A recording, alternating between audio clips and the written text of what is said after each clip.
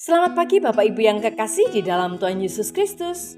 Pagi hari ini saya Eko Wayu Suryaningsih kembali menyapa dengan kebenaran firman Tuhan yang terdapat dalam kitab Injil Lukas pasal 6 ayat 35 sampai 36. Kitab Injil Lukas pasal 6 ayat 35 sampai 36. Tetapi kamu kasihilah musuhmu dan berbuatlah baik kepada mereka, dan pinjamkan dengan tidak mengharapkan balasan, maka upahmu akan besar, dan kamu akan menjadi anak-anak Allah yang Maha Tinggi. Sebab Ia baik terhadap orang-orang yang tidak tahu berterima kasih, dan terhadap orang-orang jahat. Hendaklah kamu murah hati, sama seperti Bapamu adalah murah hati. Amin.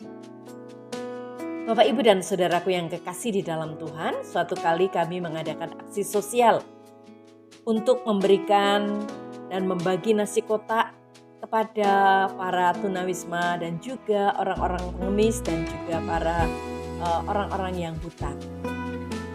Saya mengajak anak-anak remaja untuk bersama-sama membagi-bagikan nasi kotak. Dan saat diberikan nasi itu, pengemis itu membuka dan mencari uang di dalamnya. Ketika dia tidak menemukan uang, dengan marah dia berteriak kepada kami, "Mana uangnya?" Dan kemudian dia mengumpat dengan kata-kata yang sangat kotor. Lalu salah seorang remaja kami berkata, dia merasa kecewa dan sakit hati. Mereka kecewa karena ditolak.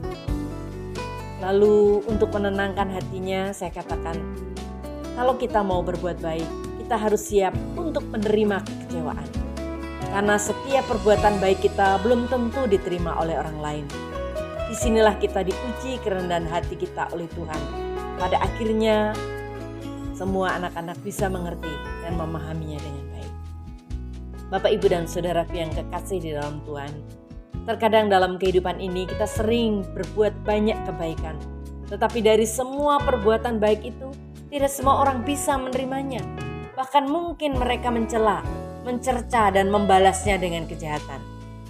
Tetapi ketika kita mengalami hal itu, banyak di antara kita yang pada akhirnya berhenti untuk berbuat baik dan juga menjadi benci atau marah kepada mereka. Kita tidak menyadari bahwa terkadang Tuhan ingin membentuk kepribadian dan mental kita melalui pengalaman-pengalaman yang menyakitkan. Tuhan ingin membentuk kita bukan hanya menjadi pribadi yang biasa-biasa saja, tetapi ingin menjadikan kita sebagai pribadi yang luar biasa dan tangguh. Marilah kita belajar untuk melihat hal yang positif dalam peristiwa negatif di kehidupan kita ini. Kita juga belajar untuk mengerti pemikiran Tuhan dalam setiap peristiwa kehidupan kita. Tuhan mau berbicara apa? Atau membentuk apa untuk diri saya, menjadi seperti apa melalui setiap peristiwa yang kita alami. Jika kita bisa belajar memahami rencana Allah dalam kehidupan kita, maka hidup kita akan menjadi indah.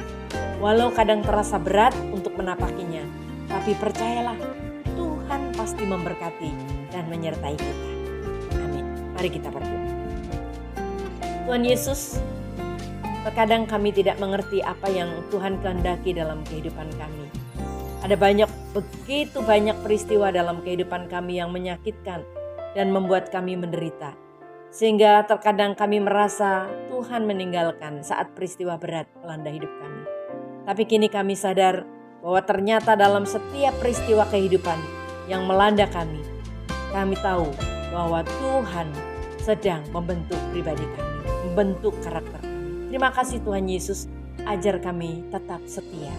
Karena melalui peristiwa kehidupan kami yang menyakitkan, Tuhan mau menjadikan kami pribadi yang luar biasa. Dalam nama Tuhan Yesus kami sudah berdoa dan bersyukur. Haleluya. Amin.